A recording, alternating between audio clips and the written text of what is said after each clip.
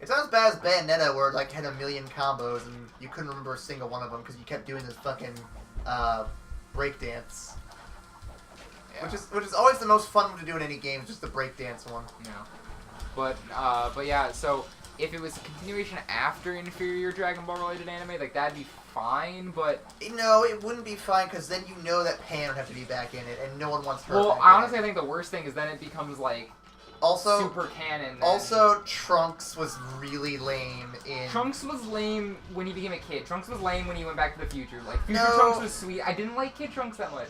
Kid Trunks I can tolerate because he fused with like Okay, when he fused with Goten, that was pretty sweet. But yeah. I don't know. I honestly I just didn't like the Buu Saga. Like the Buu Saga was alright, but Cell was the ultimate bad guy. No one really likes the Buu Saga. Well, like, people can tolerate it, but everyone will agree Cell was where it should have ended. Well, actually, that's where Akira Toriyama wanted to end it, and he got pressured by fans into writing another saga, because they were all like, Gohan can't be the protector of Earth, we need Goku, and... The lesson here, if you don't know this, is it's just like Spider-Man 3. The fans don't know what the fuck they want, so stop listening to them. Because the Cell Saga, like, that ending is perfect. Goku passes the torch on to Gohan, even though I wasn't a big fan of either character. Like, I'm a Vegeta fan, like... Piccolo's also sweet, I love Piccolo, but... Just like, so underpowered. Yeah. Well, I don't know, he's pretty powerful in the Cell Saga. He was good in the beginning, but then everyone just out-leveled him in the Cell Saga, so much. he's pretty decent. Like, he's the only one that is even able to pull off first form Cell at the beginning when he fuses with Kami. Well, that was the same story with Frieza, though. Like, he could hold off the first form, and he did okay in the second, but once the third form came, he's like, yeah, could you go back to the first form again? Well, I don't know, like, he kept up. Like, he manhandled second form Frieza. But I don't know, like he would always like get to the same Oh wait, no, level. you're right. He did make the second form, and then third form. Frieza's already in second form because Frieza's already like stabbed Krillin at that point, and then Piccolo shows up and saves the day. But then he goes third form and Piccolo dies. So I feel like what happens with Piccolo is he always like gets to this power level, like he catches up to everybody else, and then they all just like out level him, and then he finally catches up again, and they all just out level him again, and just. He's like that kid who always tries to keep up with the fads. Like he gets there like the last day of a fad. He's like, hey guys, I'm hip now. And then the next day it's like, oh hey Piccolo, we know that backwards hats were cool yesterday, but today, now we're wearing sombreros. Yes. And he's like, the fuck? We're making a sombrero. And it's like, it reminds me of an episode of Ed, Edd n Eddy. I don't know if anyone's familiar with the episode I'm talking to. I know what you're talking about. I can't remember which one, but I remember what it is. Everyone has all these fads, and then the Eds couldn't keep up. The Eds couldn't keep up, and then the next day they'd have the next fad, and everyone would have something completely different, and they'd be like, what are you talking about? That was so yesterday, like whiz whiz wazzing whatever was yesterday. And then one day they have like this ridiculous fad, and then like everyone is like, oh that's sweet, and then like the Eds like don't have it anymore. So I don't remember how it ends, but I just distinctly remember like every time they finally catch up to the new fad, like everyone's like, guys, that's not cool anymore. We're not doing that. And that's Piccolo. Yeah. Come on, man. You can't keep going to menu screens. Well, I was gonna say, should we do it where we don't heal? Because otherwise, just keep playing. It's fine. We can just keep having this conversation. Because I mean, I'm like near death. I'd say heal if you feel like you need to, but unless you need to, I wouldn't waste time. Yeah. But, anyway, but, like, I thought that the ending to the Cell Saga was perfect, where Goku passes the torch on, and all that, you know, Vegeta, I think, becomes a much better person in there, where he redeems himself from being a dickhead. Yeah.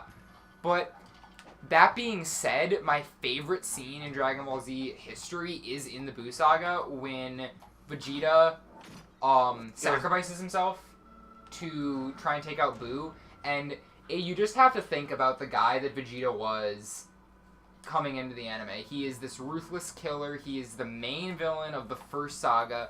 He's just, like, a bad dude. And then the moment where he's like, I've never hugged you, Trunks, and hugs him, and then he goes and kills himself to try and save...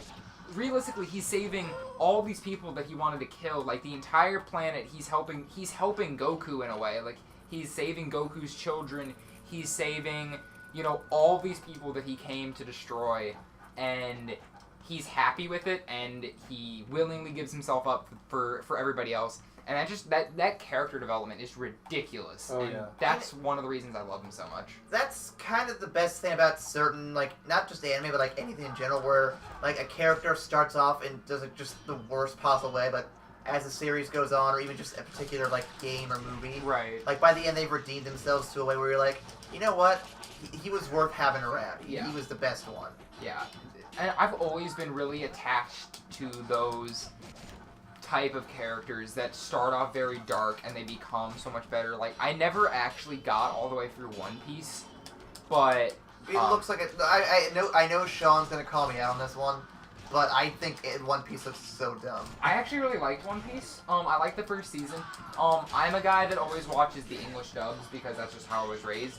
And they actually changed the voices partway through the anime to because like another company started dubbing it or whatever, and all the voices are from Dragon Ball Z, like the same guys. Like Usopp is Krillin, and Vegeta / Piccolo / every other character in Dragon Ball Z is Zolo. So pretty much the Hank Azaria of anime. Okay. Yeah, and it was kind of just hard to listen to, and I stopped having time to watch it on Toonami, and then Toonami, got kaput for a while, and so I kind of just stopped watching it. But Zolo is awesome, and at the beginning he's this evil guy. He's all they have him captured, but he redeems himself and he just becomes this awesome character. Another one that's in a similar Question. In One Piece, who's the guy who does the voice for the beginning of the anime, the narrator, for the intro, at least in the English version, because he sounds like Kaiba and Brock. And I want to know, what characters he's supposed to be, or is he just a narrator? I think he's just a narrator. Because Kaiba and Brock have, the best voice actor ever, and I want him to be in more things. Yeah. As far as I know, I think he's just the narrator, but also maybe something else happens that I didn't get to. But another character, though, like Zolo, is Sanji, the cook. He's kind of a dick at the beginning, but he ends up being this really awesome character that's, really funny, and he's a good character to have around. I was not as big of a Sanji fan as I was a Zolo fan. But those type of characters just have always been the characters I love. And that might be why some of the movies I really like are the reason I like them. This past weekend I watched Donnie Darko for the first time. Yeah. Fantastic movie. But Donnie's sort of he's not a character that, is evil and then becomes good, but he's, a different type of character. He's not your stereotypical, Superman, Goku, perfect hero. He's this darker, more interesting hero. I think that's why I like he's Batman. He's not even much of a hero, really. Donnie's a hero. Have you read any of the outside sources on the movie? No. Basically, there's a page, an entire page dedicated to this about what the movie's actually supposed to be about, the director's official version. And Donnie is a hero because essentially, spoiler alert. Please, if you want to watch a fantastic movie, stop listening for next 5 minutes. But basically. Just watch the video. Yeah, just ignore me for a second. Okay. Just watch the video. But basically, when there's some random occurrence in the world that creates a tangent universe, and basically when this tangent universe occurs, there's a duplicate made. There's a glitch, and they duplicate one object, and that happens to be the jet engine, and they don't know where to put it because they have this random jet engine lying around. And so they have to put it where the tangent universe opened up, which is above Donnie's house. And that's why it crashes through and almost kills him. Now, the thing is, Donnie is what they call a living receiver, who's this person that's been tasked to get the duplicate out of the world. And so basically, because there's two objects, the world is going to end if he doesn't get one of the objects into the real world. The real world is a stable timeline, so it doesn't matter. Oh, it's my turn now? Yeah, I got to a save point. Okay, so I guess save points are death. Yeah. But the real world basically is a stable environment, so they can have two jet engines, it doesn't matter. But in the tangent universe, you can only have one of that specific jet engine, or because the world's unstable. So Donnie is the living receiver, and he is tasked with sending the jet engine out. That's how you use items, okay. And, yes. Before you go on. Yes. I think that item you're selected right now is only a partial heal. Oh god, The other one is a full heal. L1 is block. Remember that. It's block and dodge. If you hold it, you're blocking. Oh, this camera angle is so bad. R1 changes your camera angle to wherever you're facing. I never used it, as you might have noticed. Okay, yeah, it's really bad. I mean, just ignore the camera. Just remember spatial awareness. Yeah. Alright, so Tangent Universe Donnie Darko. Basically, what happens is all the people, you might not have noticed this, you might need to actually go back and just watch the movie again, and you'll pick up on so much more.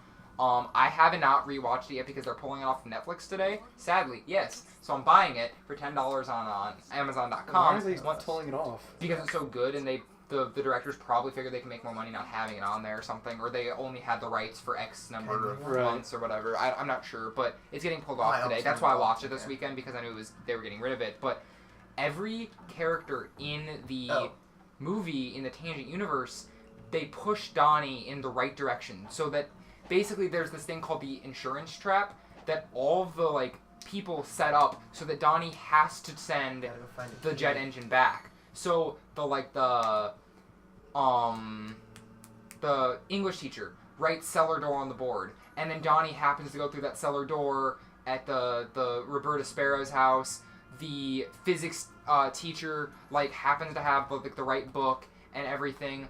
The biggest one being that the gym teacher, health teacher, the crazy lady, she gets into that Jim Cunningham guy or whatever, and what, do you want to say something? I'm trying to find... No, I mean, I was just pointing, for him to go that way. I know where to go. I'm just trying to remember where they put the key at in this, because the door's locked. I need a key. But because, she gets in with the Jim Cunningham guy, she shows the movie. Because she shows the movie, Donnie yells at her. Because he yells at her, he gets banned from the after-school activities. Because he gets banned from the after-school activities, he can't go to the talent show that his sister performs at, which means he's free to burn down Cunningham's house. Because he's free to do that, that means that Jim gets exposed for his child, porn ring. Because of that, the gym teacher has to stay, and the mom has to go to go out of town with the Sparkle Motion whatever dance group. Because of that, they throw the party. Because of the party, the girlfriend dies, so he kills Frank, and then he gets motivated to send it back. So all this, everything that the manipulated living characters do is they subconsciously do things with the intention of guiding Donnie to this eventual goal. The only characters that are not manipulated living are the manipulated dead, which are the girlfriend and Frank. And basically, because they die, they're able to travel back in time. I've had a little bit of trouble understanding it, because how does Frank die in the first place to travel back in time to tell Donnie what to do? But it's sort of the same concept where, if I travel back in time right now to kill Hitler, well, in that time, I would have already traveled back and failed to kill Hitler, obviously, because our reality would have already been changed from the future. Do you kind of understand conceptually what I'm saying? Yeah, in a way. Yeah, but, it's kind of the same thing where, Frank goes back to ensure Frank dies. Because Frank saves Donnie, and then since he saves Donnie, Donnie can kill Frank later so that Frank can go back in time. So Frank goes back in time to make sure that Donnie can kill him. So that he can go back in time to save Donnie. Because if Donnie dies, then Donnie can't send the back. So Frank saves Donnie and in turn has to die, so he makes sure Donnie's alive, and then they set up everything so that Frank dies so that he can go back to save Donnie. But... does that mean Frank had to die in the first place to go back, or that's what I was having problems with? Or just that since he essentially did die because the whole time travel thing? Oh God! Does that mean that it doesn't matter because he's already essentially? See, that's what I was having problems understanding. I did see a rumor online that there was an interpretation of the movie that that this had happened multiple times, and eventually the manipulated living chose to sacrifice Frank so that he could go back to save Donnie, because they needed to save Donnie. But I think what happens is that Frank was, the movie's a lot about destiny and God, and you have a following, your path, and so the way I've justified it to myself is that Frank was destined to die in those 28 days. Because he is destined to die in those 28 days, he becomes a manipulated dead, so he can go back to save Donnie, and then he just sets it up so that he has to be killed to complete the cycle. That's kind of how I justified it to myself, but that was something I was having trouble understanding. Yeah. But apparently, though, the living receiver, Donnie, has all these special powers. For example, if you go back and watch it, do you ever see Donnie have matches when he burns down Jim Cunningham's house? No. He doesn't. He has gasoline, but apparently they can manipulate water, fire, they have telekinesis, and they have super strength. Super strength, how did he bury that axe in the head of the mascot? But telekinesis, he uses that to rip the jet engine off, and he uses water to create a time portal to send it back into the other universe. but This is probably the boss. he's a hero. If you boil it all down, he has a goal, and in the end, he realizes that if his girlfriend is gonna die,